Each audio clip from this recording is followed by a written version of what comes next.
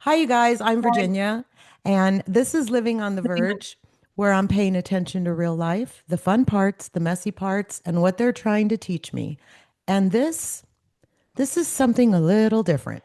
I'm starting a series of conversations with women in business, women in my real life, different ages, different paths, all building something in their own way.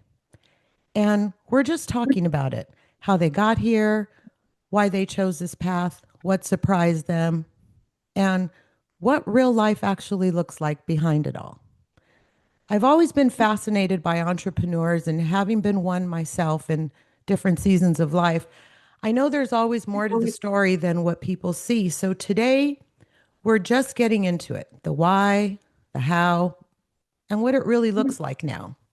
And I have with me Savannah and Shareen, co-owners of Furillo and Pfautz Accounting. And since you two are in business together, we'll just keep this conversational. So each of you feel free to jump in wherever it makes sense. But I always like to start here. How do we know each other? So we can establish that I met Shareen through Savannah. So Savannah, why don't you talk a little bit about how you and I know each other? Oh, let's see. That would be through my mom. Oh, I know So, her. yes, my sweet mom was a loves to eat out. Her and my dad loved to eat out, and they were at out and about at one of the restaurants, local restaurants in Temecula, and they met your son Matthew.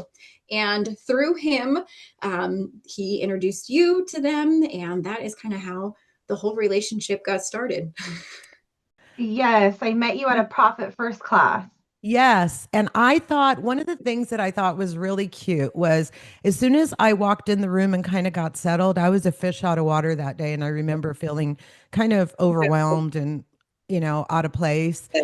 And the way the tables were set up, we kind of all sat. And I remember I could see you guys out of the corner of my eye, and you guys weren't sitting quite next to one another. I can't remember if you were across, maybe face to face.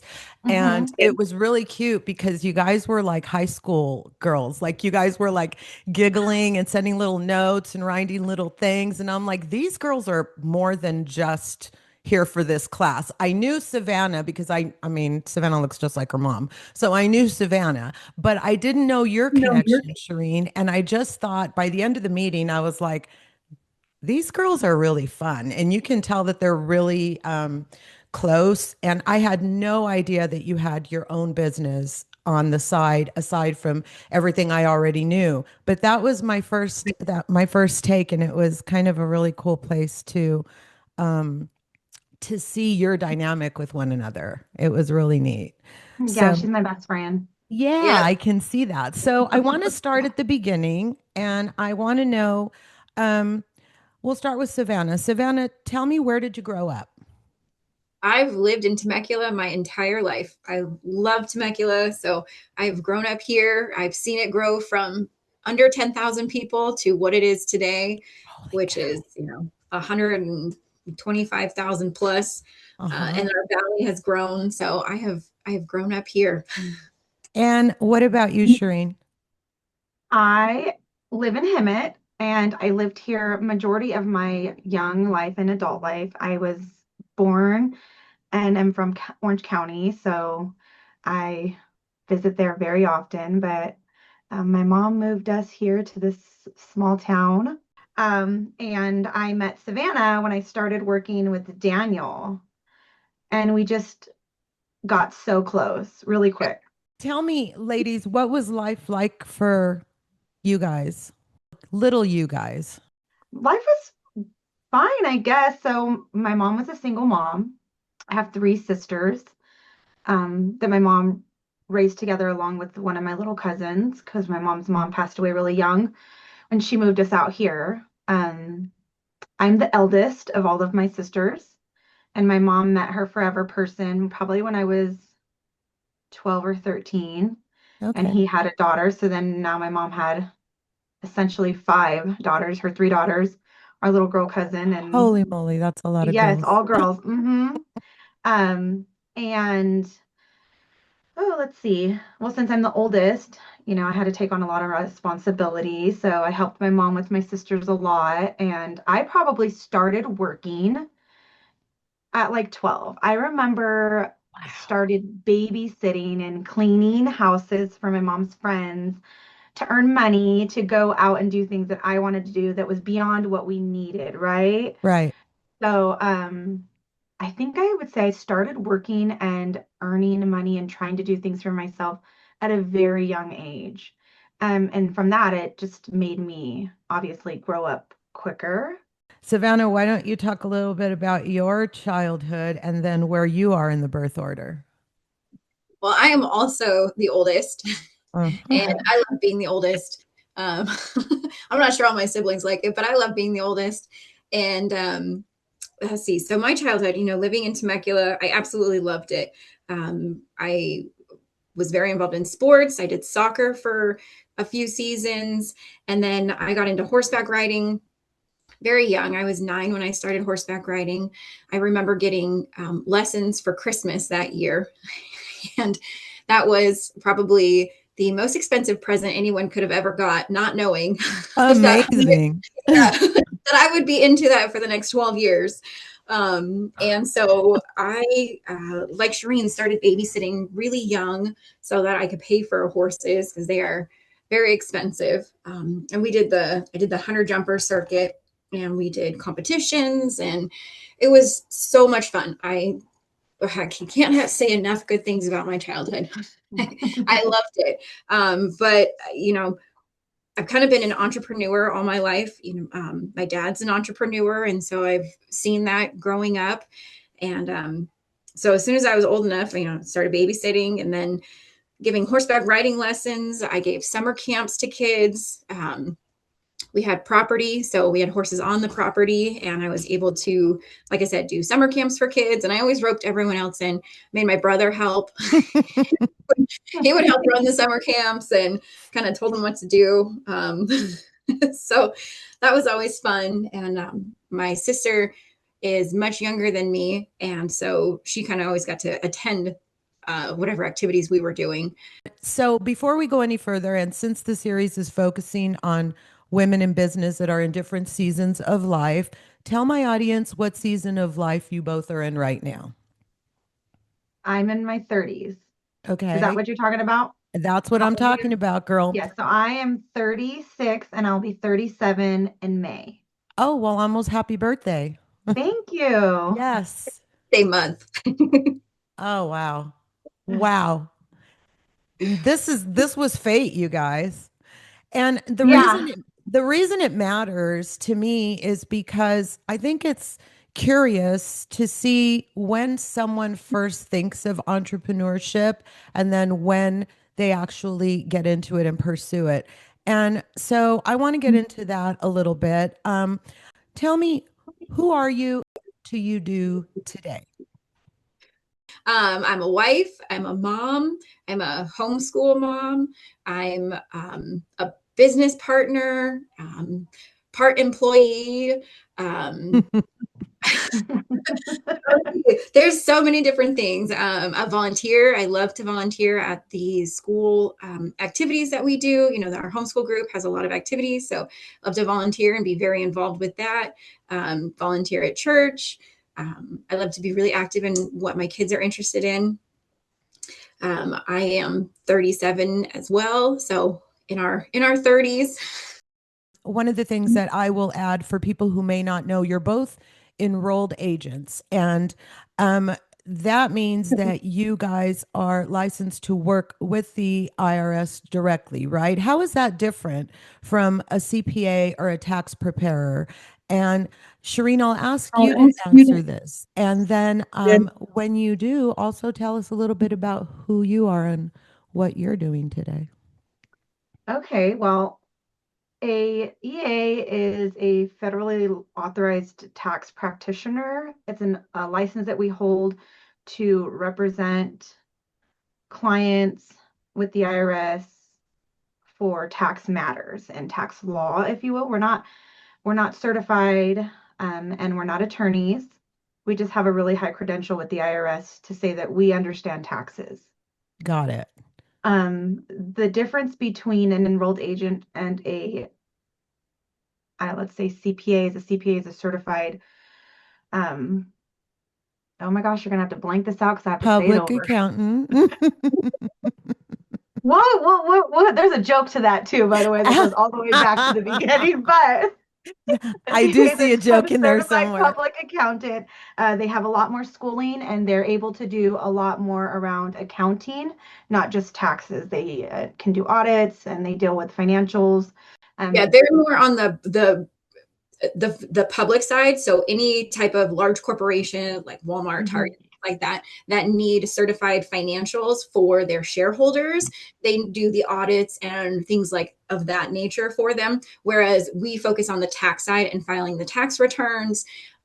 We can help clients if they are in an individual income tax audit. So we can represent them in front of the IRS for anything that's related to the tax return side. So the biggest difference is we can't do public audits, which is not our forte anyways. That's a different personality. And hence why we didn't go that way. I was going to say, and the other big difference is a lot of schooling, right? Isn't it? Yeah. A lot. So tell me a little bit about what the requirements are to become an EA. Well, you have to pass 3 proctor exams. I think the advantage that we had is working in a CPA office and working within that realm for the amount of time that we did gave us the advantage to not have to study as long. I mean, we still studied. We studied for about 2 years. We took the tests over the course of 2 years, the 3 tests. Okay. We did purchase a program. At what point did you guys decide, and how did the evolution go from we are employees who work at the CPA firm and now we're going to become entrepreneurs? And did early life shape that decision at all? Oh goodness, that's such a good question.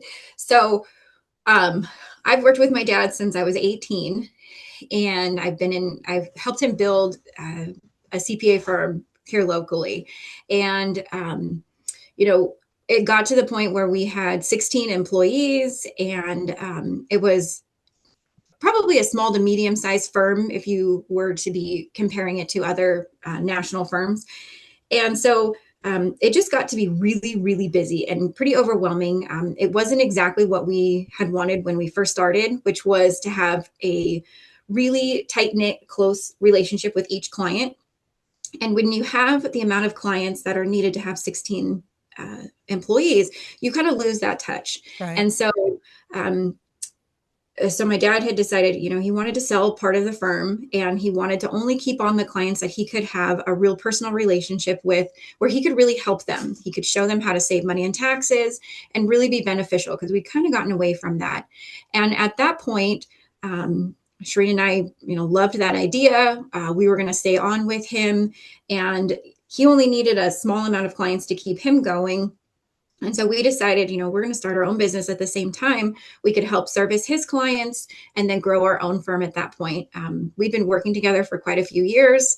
We're best buddies already. We knew how each other worked, and we worked really, really well together. And so it just seemed like the natural progression, if you will, in that relationship. And it's been the best thing. It sounds like it's working out wonderfully. Shareen, do you have anything you'd like to add to that? No, that's pretty much how it started, but I'm a little different. So the joke for the CPA, okay? I definitely know what a CPA means, but let's take it back some, right? I actually went right out of high school. I went to college. I was going to be a radiologist. So I had done college for about 6 years. I had already had 2 kids and had just had my third one. And decided that right as I was done with all of my general ed and done with the next 2 years, and I was getting ready to apply for the program, when I realized I didn't want to work 12-hour shifts and be gone all the time from my kids. I had already missed so much from school and working. Yeah. That I just wanted something different. I wanted to work in an office that was Monday through Friday, and I'd be off on the weekends. So I was looking more for in the medical field, a, entry position at like a physical therapy office, something to that nature. And I have no idea how I applied for the CPA firm, but I did, right? And I go to the interview and it's with Savannah and it's for a receptionist position.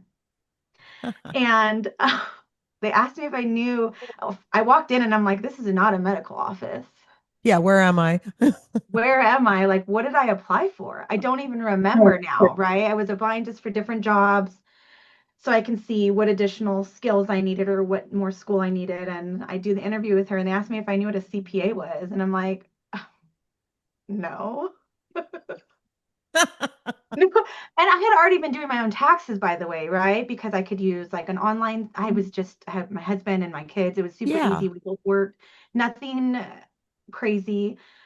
And I was like, no. And she's like, but you applied for this office. And I'm like, well, let me tell you what I thought I applied for. So that's the backstory to the CPA. I actually didn't even know what it meant when I was in school and I had applied for the position I applied for. So it's a So, long-term mental block. oh my goodness, yes. Especially when I'm put Oh, on the that's spot. amazing. That's But fast amazing. forward, I guess they just loved me, Yep. and offered me the position. We got really close. I moved up pretty quick. I think that comes from I really think that comes from being an eldest child that just gets stuff done, right? You know, that you Yep. got to get stuff done and you got to help. So I jumped in and I learned as much as I could, as fast as I could, and not necessarily thinking I was going to move up, just trying to be helpful and needed, if you will. Hmm. So I'd have a job. And we got really, really close, and Savannah had some babies, and she tried to leave, Yep. I tried to. and she tried to quit, and I took an office manager position there, and Wow. I just and we just got so close. Even outside of work, we got really, really close. So when Daniel made the decision to kind of scale back the workload, I had already worked really closely with him and Savannah that it just made sense for us to stay together Yeah. because, I mean, obviously I would always show up. They trusted that I would get my job done all the time. And we just built really good, strong relationships with one another. And Savannah and I were talking and we're like, why don't we just do a business too? Like, we can do this. That was the scariest decision of my life. I can't even imagine. Working together is kind of a whole different thing, right? And I want to talk about that a little bit because a partnership is a whole different thing than having any sort of a business on your own. And so I'm Hmm. curious, do you guys both approach things the same way or do you balance each other out?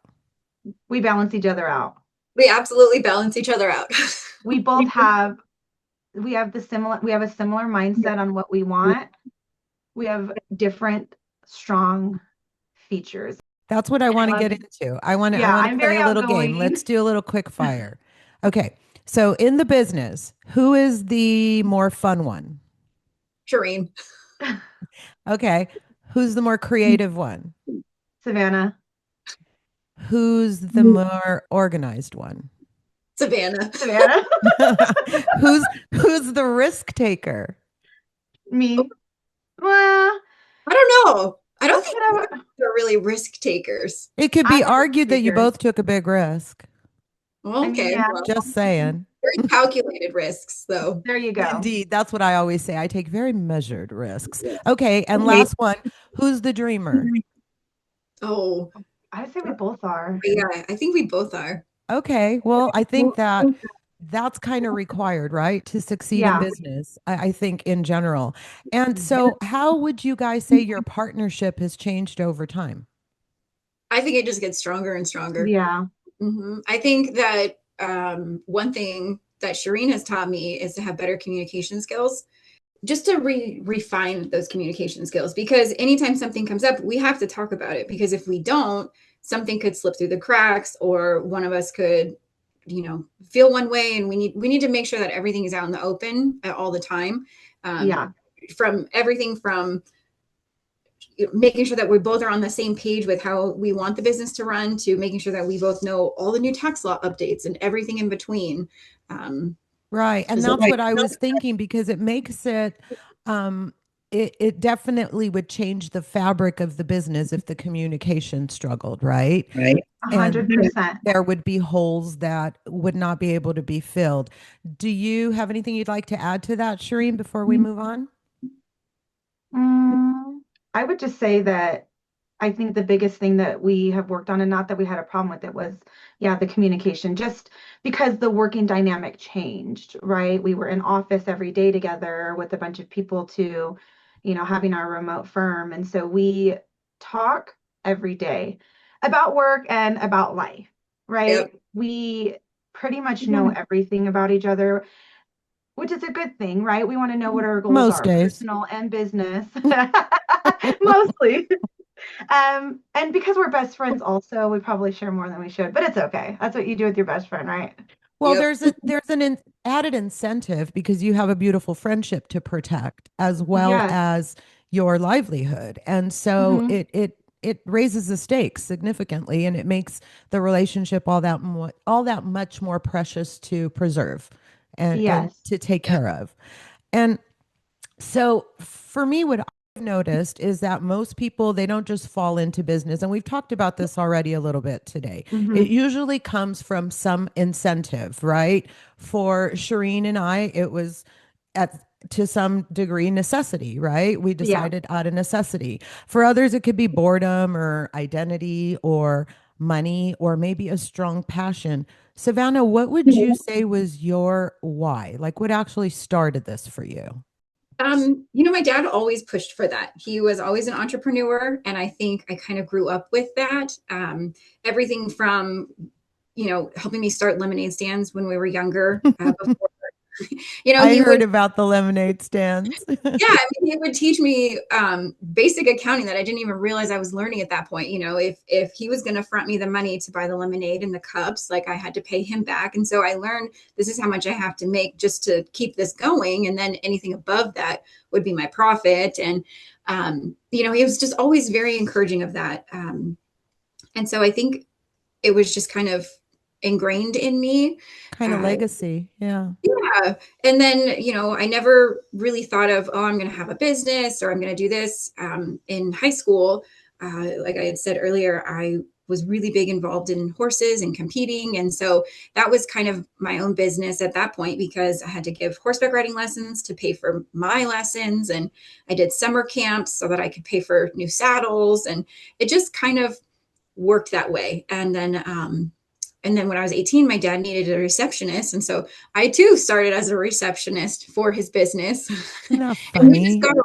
We've always gotten along so well. And so I was like, oh, well, this is great. I'll stay here, and was going to college. And I just kind of, I loved working with him, and it just kind of fit. I didn't feel the need to go find some other job. I was like, oh, this is good. And I always kind of felt like I was an entrepreneur, even though I was technically an employee, because it was my dad and his business. And so growing his business alongside with him.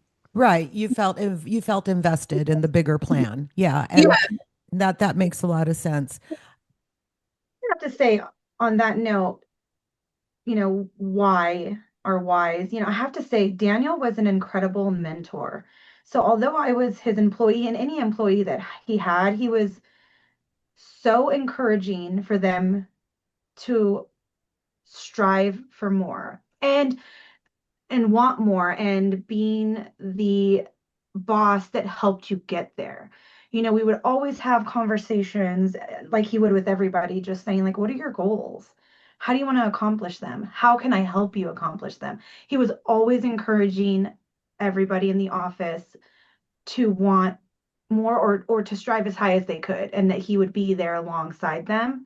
And so that was really good. That I would say that helped my mind shift changed from necessarily just being an employee to knowing or feeling comfortable making decisions for myself and what I Yep. wanted to do as a business owner, Yep. if I It was to builds, become one. yeah. And it builds empowerment. It builds self-confidence. And if somebody else Hmm. believes in you, it makes it that much easier for you to believe in yourself, right? Yes. So Daniel was a really great mentor and had helped me create the why to start a business.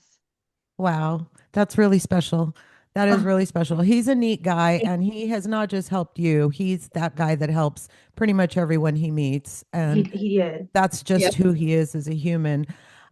So let's move on, ladies. And here's where I want to go next. What would you say has been harder than you expected it to be? Savannah, what do you think? What has been harder than you expected? What has been harder than I expected? I think that since I've been working with my dad since I was 18, I've kind of always felt, you know, I didn't technically own it, but like I owned it. You know, very, very invested in it, like you said. And so I think I've kind of always had just, okay, this is what we have to do. It was just But your natural default is yeah, but this is how my life works. I think the hardest thing is more juggling being a business owner and a mom. Really, the business is not that hard.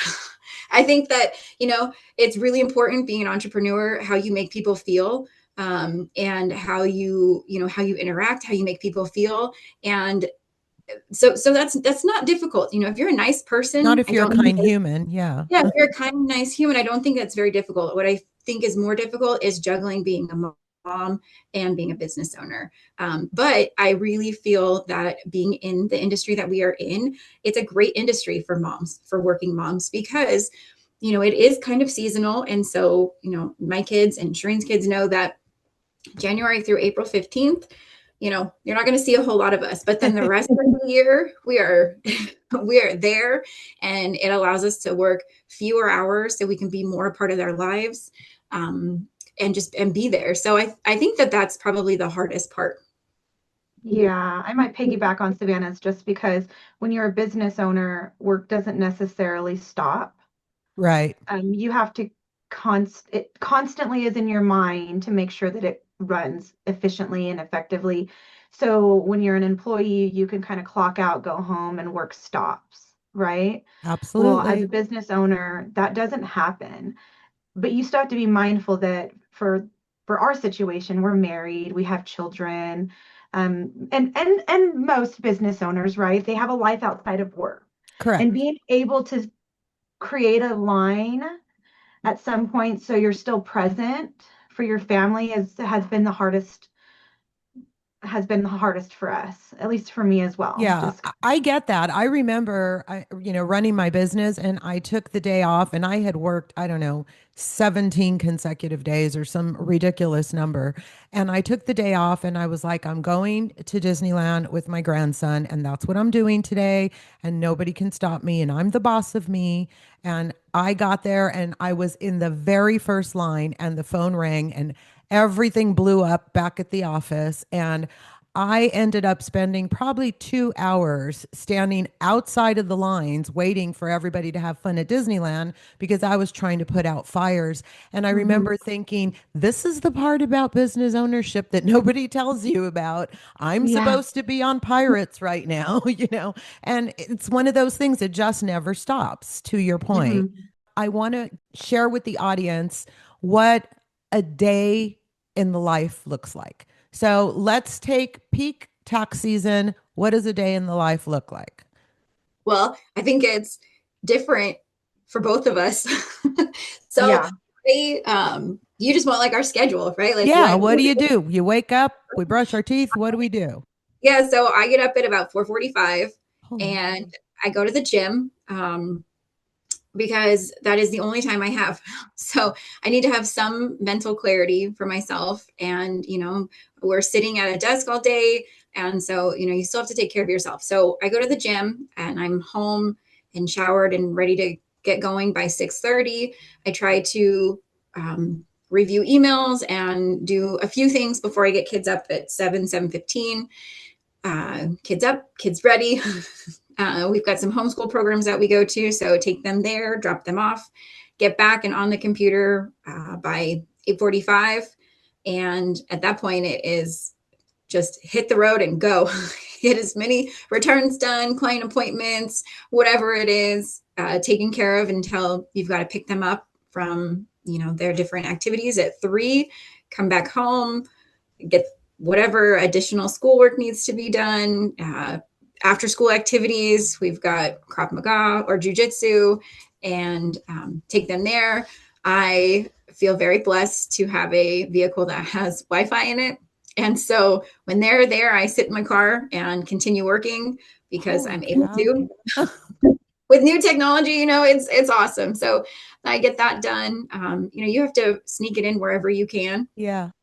And I come back, make dinner, get them in bed, and then get back on the computer till probably 10. I really can't work after 10. I'm dead at that point. Well, yeah, you've been going for since Yeah. 4 in the morning. Yeah. Okay. I'd love to hear yours, Shareen, but I'm too tired. I'm so sorry. Yeah. It's very similar, but I don't get up as early as she does. I get up at 6:30. Okay. We're Okay. similar So than we do. very similar. My kids go to school, they do sports. I work from the moment I wake up till I work on and off. Obviously, I have to stop for sports, dinner, and Yeah. I'm back on at night as well. So, but mine starts at 6:30. And entrepreneurs in general, but women entrepreneurs in particular, are amazing at juggling. We're really, really good at multitasking, compartmentalizing. I'm going to have a nervous breakdown, but I can only do that in 15 minutes because I have an appointment after that. Yeah. Oh, true. And it can't happen before that because I'm still in my appointment right now. Exactly. And so I want to move on and I want to talk a little bit about the money part of all of this because I mean, after all, we're in finance, right?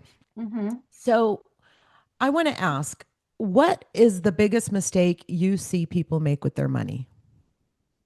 Oh, spending it after tax. You need to spend your money pre-tax.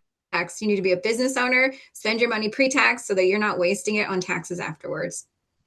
All right. Do you agree with that? You have anything to add, Shareen? No, definitely. I People, agree too. I think, I don't think people look at it that way. A lot of people No. think about what they have left after they've paid their taxes, not what they can do with their money before they do. And why do you think we avoid finances even when we know we shouldn't? I don't think it's taught in school at all. I mean, there is no class on how to fill out a basic 1040 EZ. I mean, most high schoolers don't know the difference between simple interest and compound interest. There's they're not taught that. Nobody's taught that. Mhm. Taught what a credit score is, how and why it's important. How to balance a checkbook. I mean, that is so important. That tells you what's coming in and what's going out and what you have Yep. left. I want to move on and I want to ask how you think life would be different if you were not self-employed. Hmm. Well, I don't think I've ever thought about that. I don't think I would have as, and I say this lightly because it's not that I really have a lot of freedom because I know I don't, right? But I can kind of dictate Well, there's a difference how between that freedom and freedom, structure, right? yeah, yeah. So I have the flexibility to be a present mom when I know it's needed. Hmm. When if I wasn't and I was just an employee, I can't guarantee that my boss will let me go to my son's award assembly, Hmm. that I will be able to be home for 3 days while my child has the flu without having to get some kind of doctor's note and hope that my job is still secure. I Yep. think it's just having the flexibility to be a present mom in milestones that I may feel are very important. So, I think that is the difference between being an employee and an entrepreneur is like I get to help make sure that I am a present mom and the times that I probably couldn't because I don't have one child, I have three. So I have multiple warm assemblies. I'll have multiple milestones that I just don't want to miss. Right. It's so hard to balance it all too. Yeah. Raising 4 children and having, that my husband traveled a lot. And so for me, it was just all on me. If anybody was going to go see the soccer game, it was going to be mom. If anybody was going to be at the Yes. basketball game, it was going to be mom. And some days trying to do that while splitting yourself in two and, oh, by the way, the office phone doesn't stop ringing is something that that's why I say it's flexibility and structure, not just so much the idea that we we all have responsibilities, but we have a little bit more latitude in how we shuffle those responsibilities around. Yes. Yeah. What do you think, Savannah? Anything to add there? Um, no, I think probably same thing along with Shareen. I've never really thought of that question before. I never really thought that I would just be an employee. So I don't know. Well, and it makes perfect sense because you grew up kind of with the legacy kind of mindset. And so that was never something you had to really think about because you had your eye on what you already knew your direction was. I mean, Yeah. lemonade stand notwithstanding. Yeah. And I have to say, I've been an employee before. I was an employee with Daniel, and he was the best boss ever. I mean, although I didn't have the right to say I'm going to be home or not, he ran a small family business. So if you worked for him, you were family to him.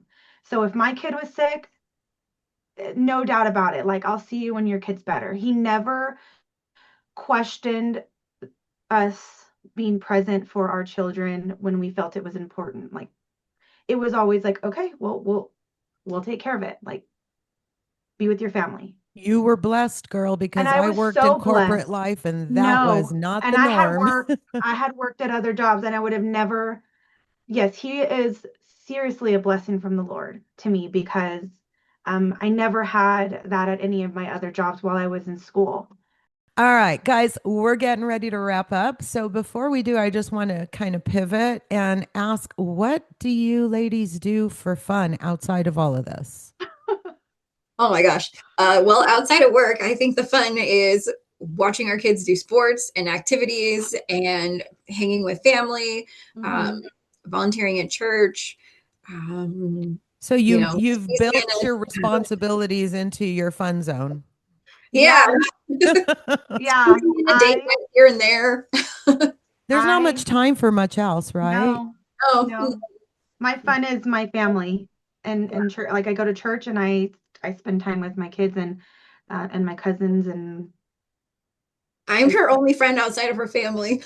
yeah, I know a lot of people, but I have a really big family, Uh-huh. so I don't get time for a lot of other activities. We always have There's something going on. there's something to be said about keeping your friend circle small Hmm. and tight, and there is nothing wrong with that. Um, No.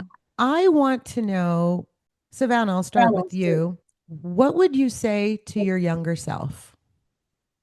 Oh, what would I say to my younger self? Um, Probably listen to my dad more. So, funny story, when I was in high school, he's been an accountant forever, CPA forever. And so when I was in high school, I worked with horses and, very physical labor. And being an accountant is not physical labor. You're at a computer, talking with clients and so forth. And so I remember being, I was a teenager. I knew everything back then and telling him that he did not work. What he did was not work. And I worked because I worked physically very hard. And, he just kind of was like, okay, and after I started working for him, I had to apologize. I had to say, I am so sorry. I bet you You did. worked so hard. And so I think that I would tell myself, listen a little bit more, right? Sometimes it's kind of hard when it's your own parent, but listen a little more, take it a little bit more, and probably work on getting my EA earlier, and not pushing it off, not being afraid to. It was not the best with school. I hated tests. So the idea of taking the enrolled agent exams, because there's 3 of them, like Shareen said, was very daunting to me. Hmm. And my dad had been encouraging me to do it for years and years. So I think I would have taken that sooner and just given myself more credit. Everybody else was, but I didn't until, um, until after finally passed the exam. Then it was like, okay, I've got I've this. arrived. Yeah. I've arrived. So I think just, listening to him a little more and having that faith in myself a little bit younger, and saying, you can do it. Just do it. Just do it. You got this. Shareen, what about you? What would you say to your younger self? Probably to just not give up and keep going. Like just have a good mindset always and be kind. Yep. Just continue to be a good person and work hard. I mean, I did, but I would just say reminding myself because you get discouraged easily throughout life Yeah. and decisions you make, and to just trust yourself. Right. Because sometimes when things don't go according to plan, we lose faith in ourselves and we doubt Hmm. ourselves. And for me, at this season of life, I look back and I'm like, wow, you really underestimated yourself when you were Yeah. having some of the most fantastic moments of your life. And so before we wrap up, ladies, I want to ask you this. What would you tell someone in your season of life if they're thinking about stepping into something new? Go for Don't it. Do it. You only get one life. don't think twice. Do I it. love that. Honestly, I think that's what I love about these conversations. Everyone's path looks different, but there's always something in it that makes you kind of think about your own. And so I hope you found something in this that stayed with you. And until next time, I'll be right here living on the verge. Thank you, ladies. Thank Thank you. you.